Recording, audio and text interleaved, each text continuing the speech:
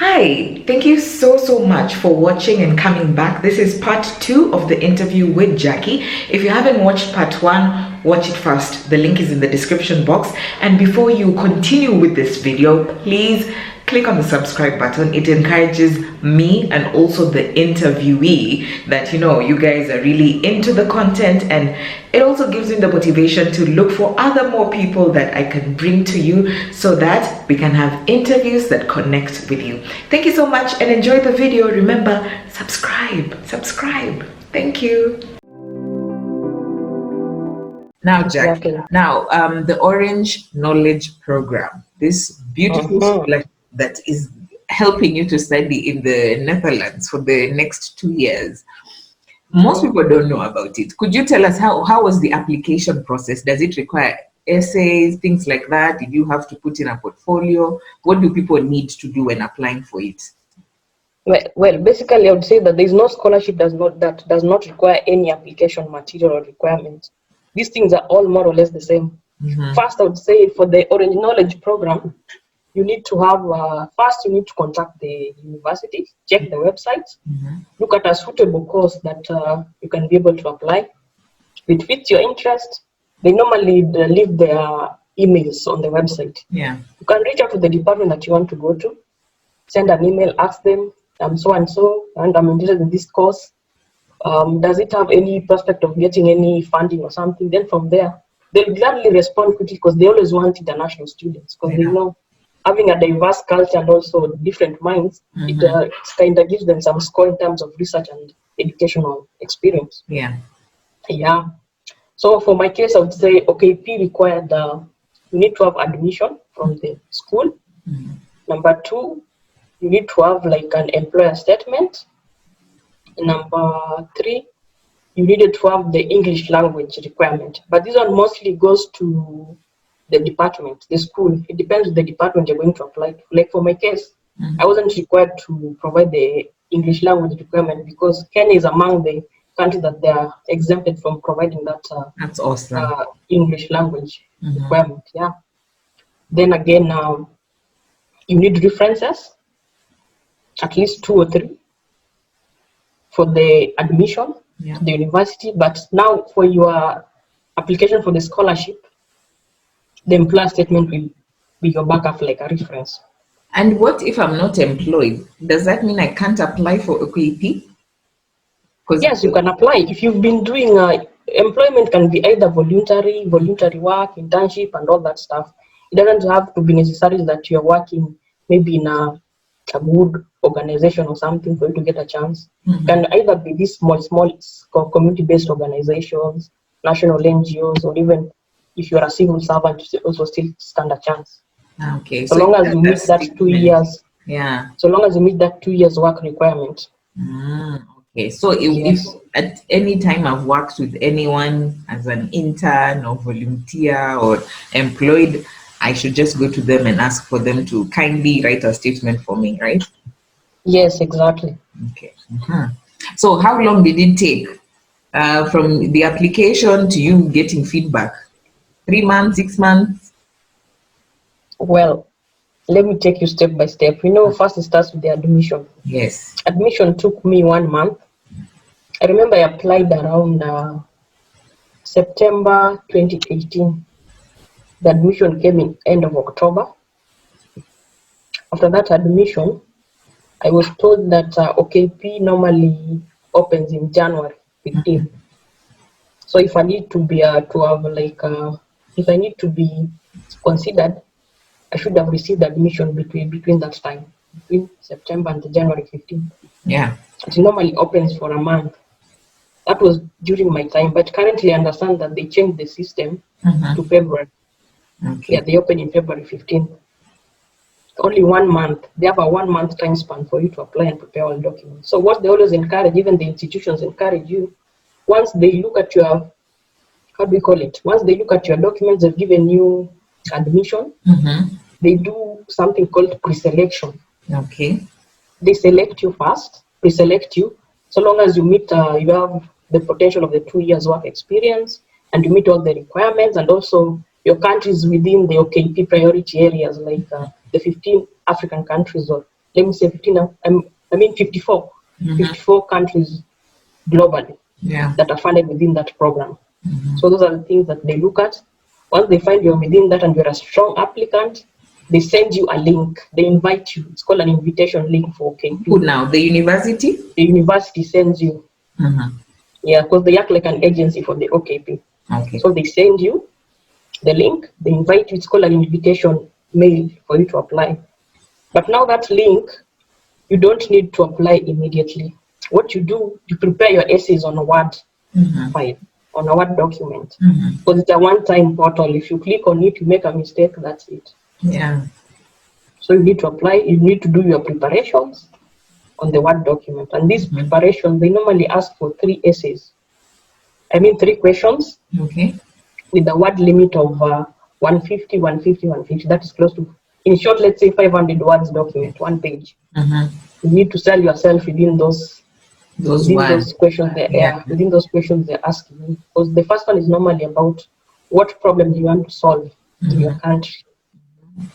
That is the first question they normally ask, and you need to describe or the problem within those 150 words. Yeah. So these words, they also count characters, so you have to be mindful of not to tell stories.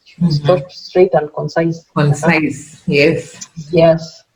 Number 2 is usually how do you feel the course will help you address the problem in your country? That is the second question. The third question is about, in your organization, how will it help you address the problem that you have identified? That problem you identified in question 1. So it's like a career plan that has been hidden, twisted. Yes. Yeah. Okay, so you did that invitation link, pasted it. Yes, I prepared my essays within those word limits. I reviewed. I even sent someone to review them for me. Then I sent them. So after sending, I got a response in April. They normally give response around mid-April. When they say 15th, it's 15th. It will not pass 15th. Yeah. It came in mid-April, I remember. The school sent me an email that you have been nominated for the Orange Knowledge Program scholarship. Your details have been sent to the local Dutch embassy in Kenya. They're the ones who are going to do the final selection. Okay. But the competition is high. They normally select a few. Please note, in case you're not selected, just know you're not, you didn't fit within the priority areas. And yes, what do I mean by the priority areas? They have 4 priority areas. One is food and nutritional security. The second one is security and rule of law. The third one is water, sanitation and health, and also with the nexus to food security too. Then they also have climate studies that they introduced just recently. Then the last one is on sexual and reproductive health care. Yeah. Those 5 priority themes. So you need to write your essays to tailor them according to those themes. Like my case, I think I have a bias for gender and food security. So I went for the food security theme. I wrote something about empowering women, the rural women farmers. And that's how I nailed it. Because when you look at the Dutch embassy guidelines and all that, they like sponsoring projects that are affiliated to women empowerment issues. Let's link a bit onto the priority areas, yeah? Where did you get to find out what the priority areas are for your country? What the Dutch priority areas are for Kenya? Thanks for reminding me. I was actually forgetting. This one, you see, like here in the Netherlands, they have a portal called Study in Holland. Yes. You'd go to that site. You just Google Study in Holland. It will come. Then from there, you will look at courses that are being offered in the Netherlands. Then they lead you to also Orange Knowledge is within that too. Then the scholarships, you click on scholarships, you'll find that. Then within that scholarship, they have a guideline on the requirements of applying and also the priority areas in each country. It's called country operation area, I think so. It's called something of a sort. I think I've forgotten the last word, but something of a sort. When you go there, you find all the priority themes, and now you tailor your essays according to those themes for you to be able to be selected. Yes. So for And each that's year, what I someone did. needs to go there and see if they've added any more or removed some priority areas as well, right? Yeah, definitely. You need to be checking the website every now and then, because sometimes things change. If they see maybe they didn't meet their requirement or their goal, they normally change to suit the next project or something. Okay, cool. All Yeah. right, so now your name has gone to the Dutch embassy in Kenya. Huh? Mhm. Did you have to go to an interview? Tell us about that. I would say yes and no. They don't normally interview the applicants. What they do, the Dutch embassy will call your employer, where you Okay. used to work or where you're working. From the So when they personal call, statement, from the employer yeah, statement, yeah? yeah, that's where they get the details from the employer statement. They'll call to confirm if you're working there. Okay. They'll ask if so and so is working here, blah blah blah. What are our responsibilities and all that stuff. If they call once and it's not picked, you're out. No. I have a friend who was called, the phone went unanswered, she was What? out. But there was also someone, it happened last year strangely, from a friend from Uganda who told me that her employer was not totally called. So sometimes it happens either way. If they question your applications, in fact, maybe this one is lying or something, they have to confirm. So they will confirm. We must ensure the number that we put for the employer statement is a number that actually works for the employer. And you also Yes, briefed the person that you've put down, like, hey, you might be called. yes, You exactly. see a And foreign that call number. normally happens. Mm. That call normally happens around April after you've sent the email that you've been nominated. Your details have been sent to the local embassy. That's where now you have to be on the lookout. Okay. But then again, I would advise people to, you can even not necessarily go to your boss. You can even ask your supervisor, work supervisor, who closely monitors you. That is the Yeah. person who can be able to include the details. Yeah. And then you just tell them, like, you also brief them every step of the way, like, hey, I'm Yeah, exactly. The nominated moment you now, start, you brief you them. might get a call, yeah? Hmm. All right, all right. Okay. So yours, of course, you Yes, were called, your employer was called, they talked good things about you. She's the best, take her. exactly, exactly. All right. So after that, so there's no contact, they don't call you, the applicant at all. What happened last year. I think there was a shift a little. There's a friend from Nigeria who was called. I think he was in a moving car or something. It was too noisy. They tried inquiring some questions from him, but I think due to miscommunication and all that, the other person just hung up, and that's how he lost it. Whew. Yes, yes. He tried calling back, the phone went unanswered, so the opportunity just went like that. That's a little bit mean, you know, like they should give someone an opportunity to call back or something. Anyway, people do I things. think that one happened because maybe they might have called the employer. I'm just presuming. They Mm, might have called the employer and the employer did not pick, so they had to call back this person and say, mm, why so and so is not maybe, picking. maybe. Yes. Okay, so now what next after they've called the employer? They just ask if they're working there and their responsibility, and then they just say thank you and they hang up the call. It's like a 10 minutes call or something. Mm-hmm.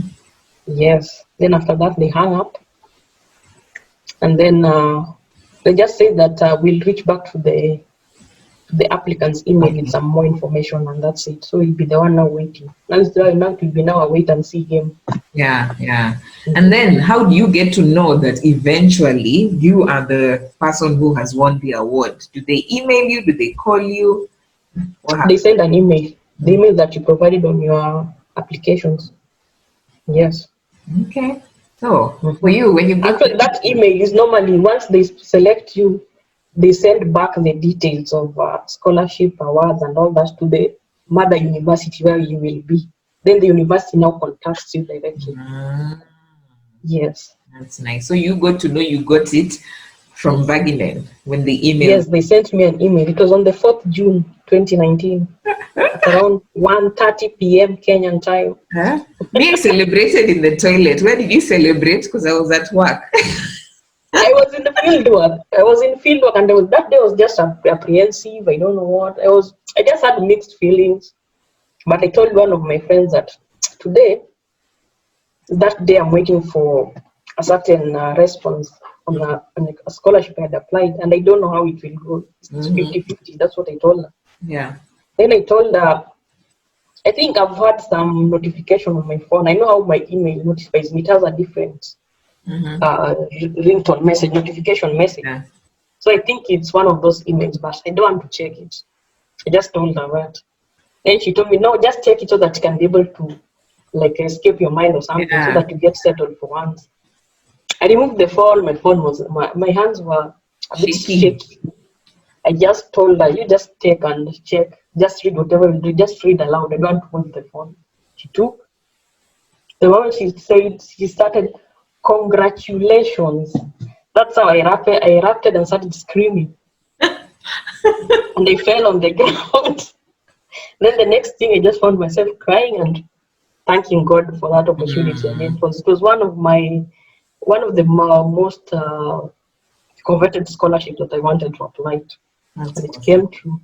After a second attempt, by the way. 2018, they nominated me, but they never gave me the award. Yeah. Yeah, so you've been on this. So that's 2019 was that year that God had already dedicated for me. That is going to be a year for you to celebrate. But then again, one thing, the moment you get a congratulatory email that you've been selected, you'll even forget all the regrets you had about applying for the scholarship. Yeah. You won't have that backlog again. I mean, the weight behind you again.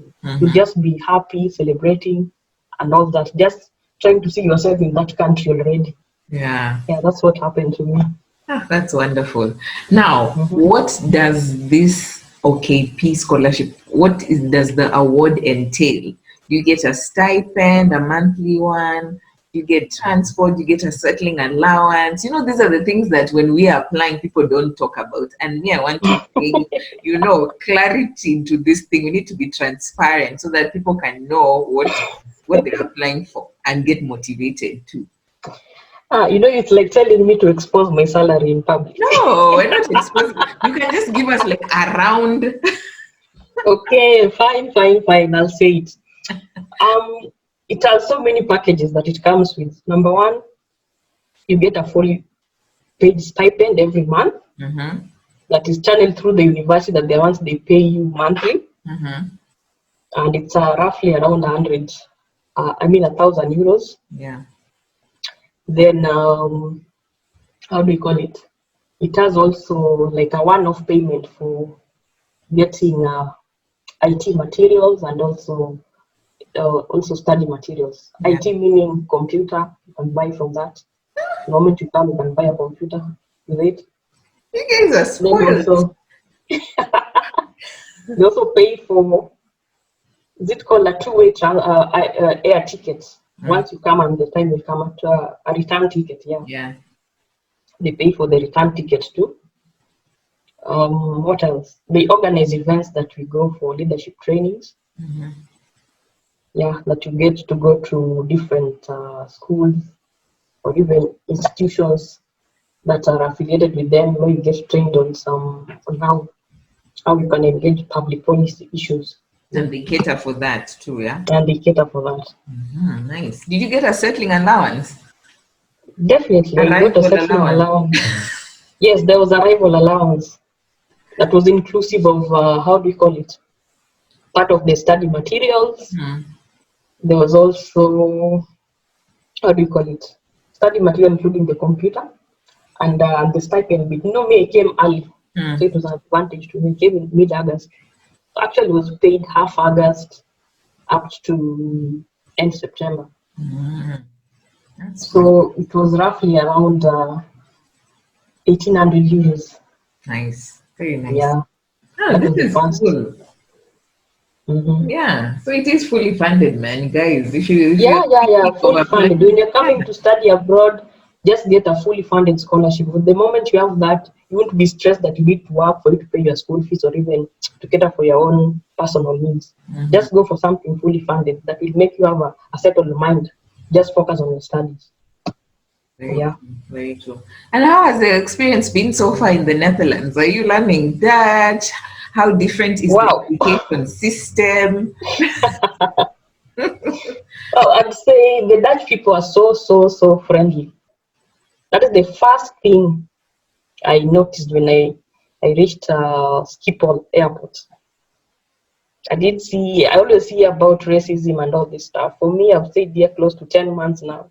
I've not experienced anything. Then, culture shock? No, I wouldn't say I had a culture shock or something. Jackie, Wait, everyone wait, gets wait, wait, wait, culture wait. shock. Wait. This is what I'm going to say.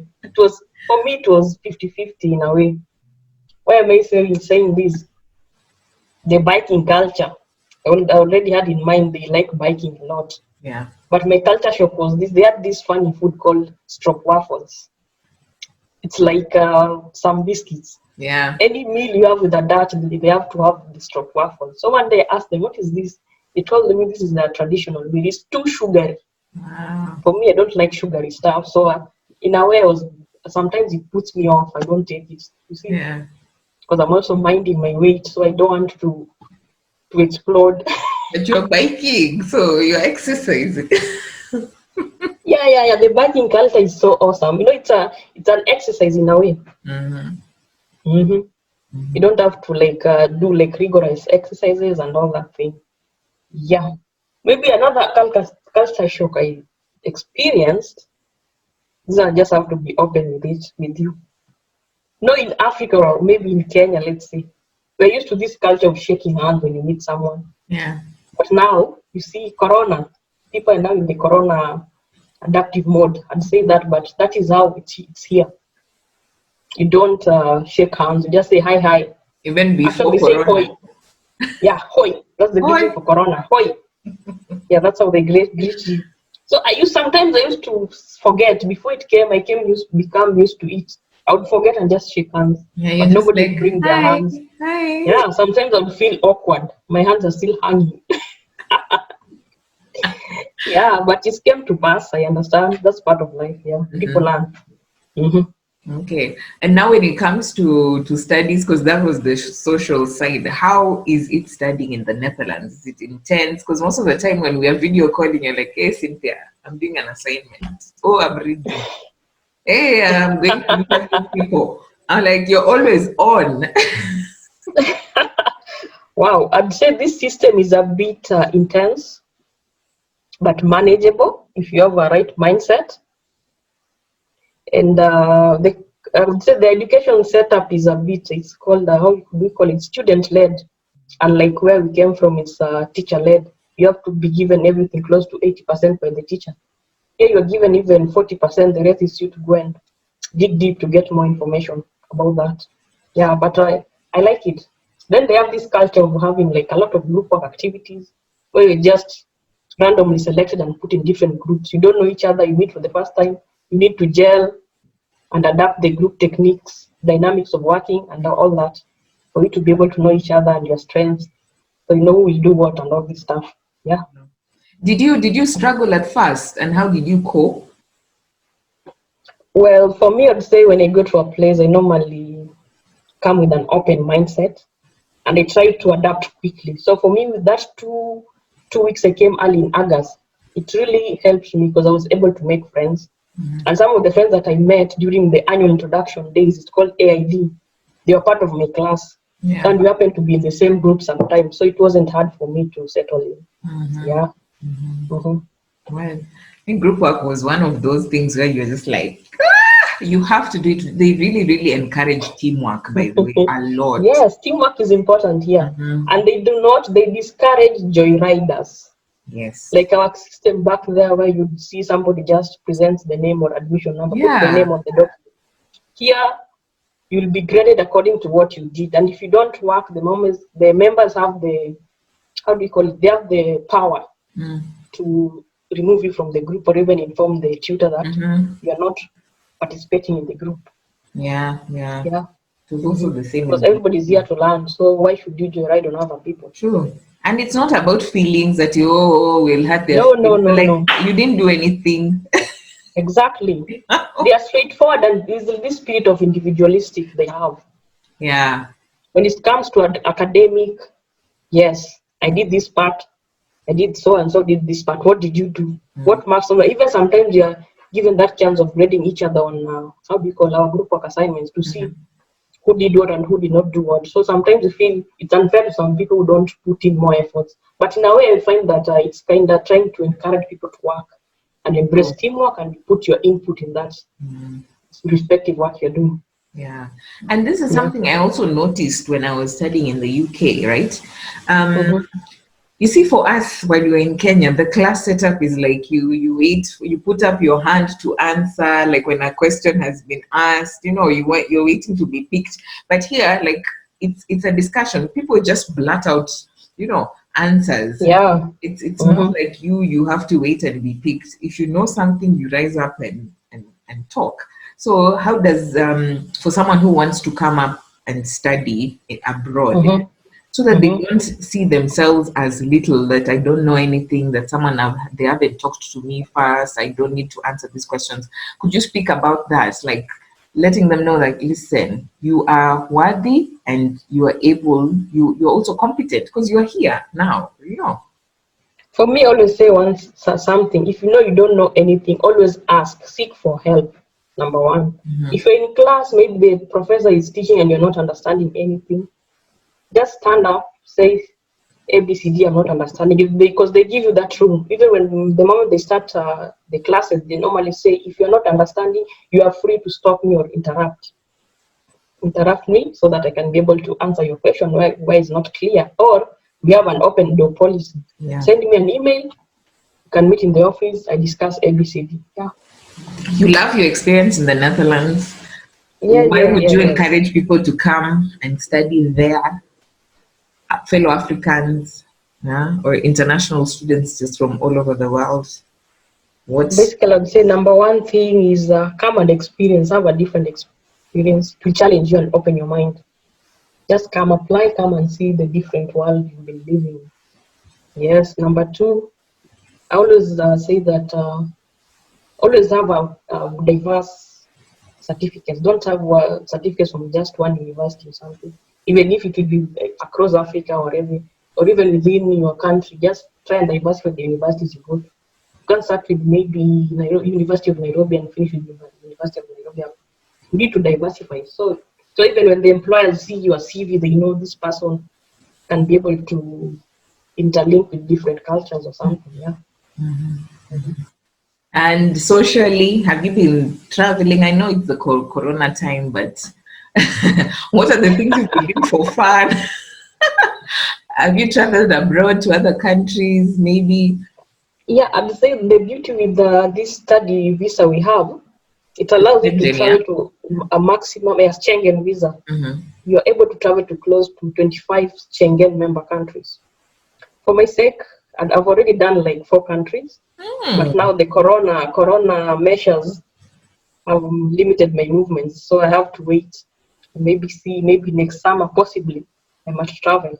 So I've been to 4 countries already. I've been in Germany, Sweden, Denmark, Netherlands, I count it. True. Well, actually, my next destination was going to be Spain and Italy, but now they're the one of the epicenters. So no, it's a no goes on for me currently, but hopefully next year I'll be there. Be able to do it, right? Yeah. If they open the borders. That's cool. So we've talked and also one more thing. This visa allows you to have like a post-graduation study visa where you can stay back and look for possible job opportunities within that 1 year after graduation. But you can utilize within the first 3 years you graduate. You can decide to exit and come back when you're ready now to utilize the visa. But within the first 3 years of graduation. That's the advantage of studying in the Netherlands. You qualify for the post-study visa. That's what most people don't think about. They'll go to other countries and not see. Like now the UK has kind of tried to put the 2-year thing. Like after studying, you can stay for 2 years. But you see, during my time, it wasn't there. So these things changed with the government, but the Netherlands has been there for a while. Okay. So I'm seeing so many countries are trying to adopt it. Sweden, just the other day, they extended that post-study to 1. It used to be 6 months. Now people can stay back for 1 year. Okay. There's a friend of mine who's there. She was actually telling me that. They have been extended to 1 year. It used to be 6 months after graduation. That's cool. You will connect me to her, and then we can also have the same conversation, so that if someone is thinking about Sweden, they can also Definitely. go towards that side. So, Yeah, Jackie, exactly. thank you so much. We've touched on people, just moving even beyond the rejection, applying for many Mm-hmm. scholarships. You gave us tips on the essays. Try and write, if you're applying for the different ones, try and tailor make them specifically for the scholarships, not just one essay, because they're all looking for something Exactly. different. Is there a further tip you have for the essays bit? Essay is just tailoring the essay. You tailor the essays according to the requirements. There's no how can I put magic bullet about it. And there's not a rocket science thing. Mhm. Just you can just sit down and start describing things about yourself. That's how you just sit down and write the essays. But you provide valid statistics about the case you're talking about. Yes. Okay, cool. Yeah, and then also told us about the OKP and why people should think about it. You've told us all about the goodies that you are getting there. Wonderful social life. You haven't told me, are you going to learn Dutch or not? Or what is Yeah, the value? definitely. Are I'm you actually able learning to? Dutch. Yeah. I'm actually learning Dutch. Mhm. I've picked a few words here and there. hmm Let me ask you, for Like if you want students, to say my name is Jackie, you can say Ich bin Jackie. ich bin, yeah, it's like German as well, ich bin. Or you can even say my name is Jackie. Yeah. hmm Something I forgot to ask. While you're on this visa, are you allowed to work as a student? How many hours? Wow, unfortunately, I'd say that this visa does not allow you to work. That's why they have the post-study graduation So at all, stuff. Yeah, it does not allow you to work. even over summer. Only on summer periods, but during whatever study sessions, you cannot work. Only within Mhm. summertime. Yeah, Okay, yeah, okay. yeah. All right. Because that's in the UK, we could work for 20 hours or not, depending on your visa.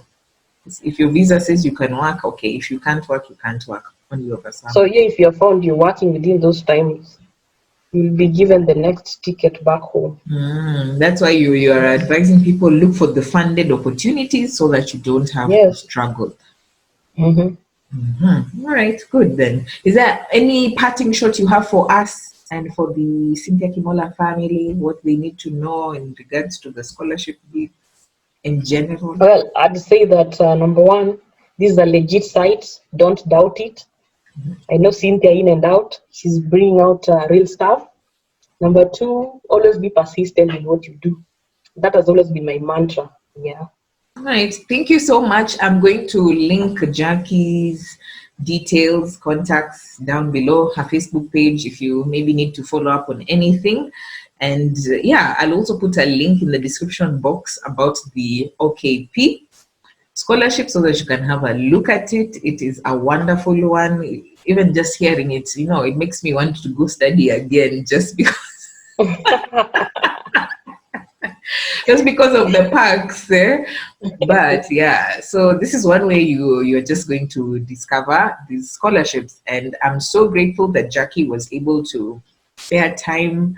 I know she's in another time zone, but she's just been able to come. We have this conversation, and it's going to enrich you so that you're able to just broaden your perspective about the scholarship bit and studying abroad and all these opportunities. That's to help you advance in your education and career life. So thank you so much. Subscribe in the comments there. Subscribe, leave comments. If you want to ask anything, ask there in the comments as well. And yeah, when I post the video, Jackie will be able just to come back and answer. All right. Thank you so much. Bye-bye.